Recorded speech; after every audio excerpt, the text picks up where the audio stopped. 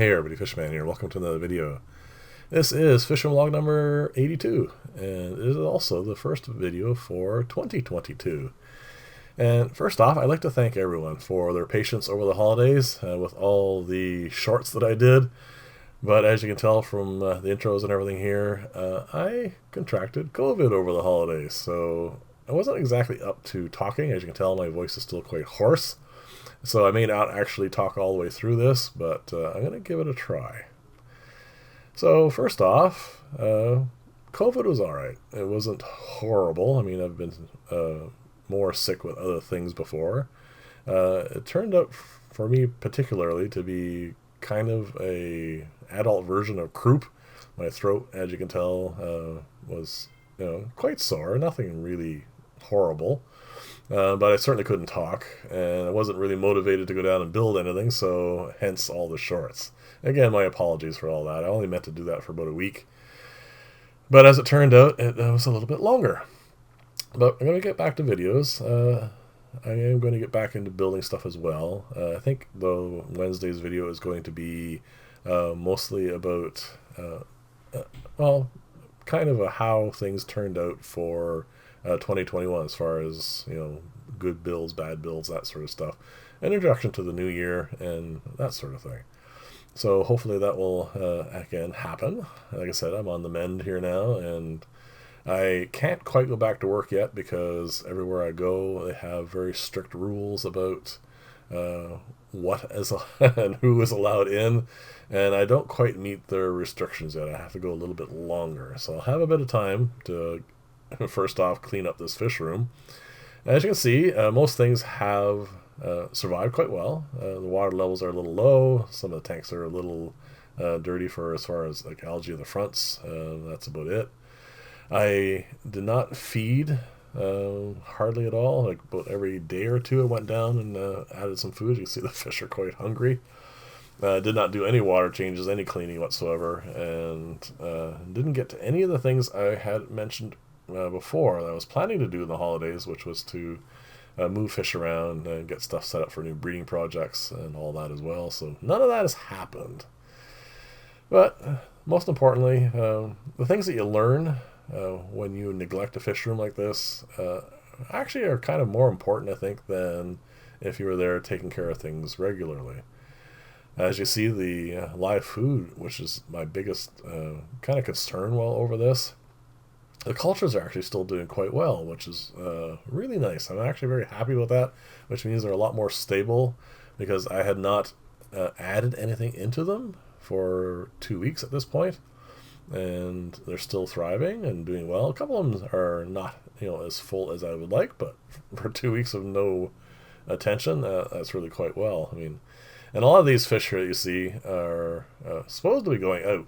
Hopefully, once I get the tanks set up for my clients, a lot of this will be empty, like these two tanks, which are now, of course, quite ready for fish. And that female there is actually quite, active and ready for going back with the male. Unfortunately, he did not survive, so he got in a fight with the boss of that tank and lost. So I'm not sure what I'm going to do with her for now. Might go into a client's tank for a while until her fry are old enough, or if I come across another borlei, of course. The guppies are all doing really well. They need to be culled and moved. Like a lot of the fry need to go somewhere into the pond and other aquariums, all that sort of stuff. I mean, there's just so much that needs to be done. But as you know, whenever you go away, or in this particular case, just not work on your fish tanks, things happen. It's fine. Like I said, the fish are happy, they're healthy, they're doing what they should be doing, except this female here. She seems to be a bit off. As you can see, she's got a bit of a wobble in her swimming pattern. I'll probably just pull her out and put her in another aquarium. It's unfortunate because she was in the first breeding group. She did crank out an awful lot of fry, so that does wear on one. The other thing I noticed, of course, because I wasn't paying any attention at all, is the duckweed's back.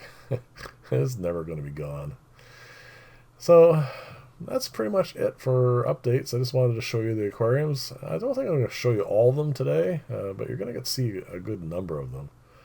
And like I said, the aquariums themselves have done well enough. Actually, one of the funny things here is I remember I was putting a diatom filter on this tank for well, about a week leading up to the holidays, and it had cleared it up quite nicely.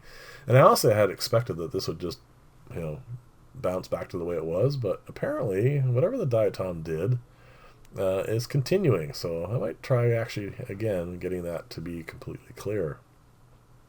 But all these styles of filters that I've been showing you over the last while, the reason why I like them so much is they just keep on working.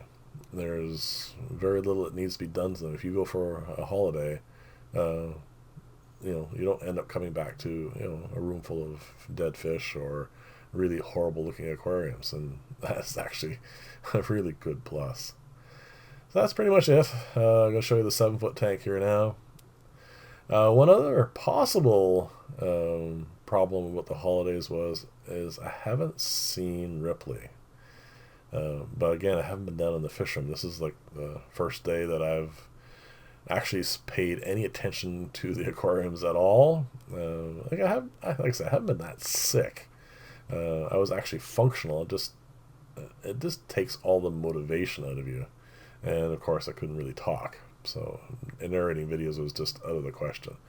So in the next few days, I am going to get in there, do some cleaning, check around, make sure what's going on. She could have just been in the back, but again, I haven't seen her. She's usually up front. So that might be, again, something else about this. The two male bettas that are left are doing really well. This tank here is actually really quite clean, and it is definitely going to get used for something. Not him, but I wanted to show you the condition of it. And the water is just so crystal clear. It's really kind of cool. I'm going to have to find something interesting. I think it's going to involve either breeding zebra danios or the killifish. Killifish are a really strong possibility for this tank because it has all the right kinds of things that they like. So anyway, my apologies again for being absent on your websites and of course on mine as well. I will get back to all that as well, and I will again start doing things in the new year. So thank you for watching. Thank you for putting up with all this. I'll see you in the next video, and bye for now.